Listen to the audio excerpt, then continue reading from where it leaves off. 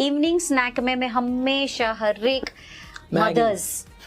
and young ladies आणि अगर mother's को जिसको भी डॉटर्स है please it's a must raw handful of roasted चना, 1 टीस्पून घी और थोड़ी सी जैगरी,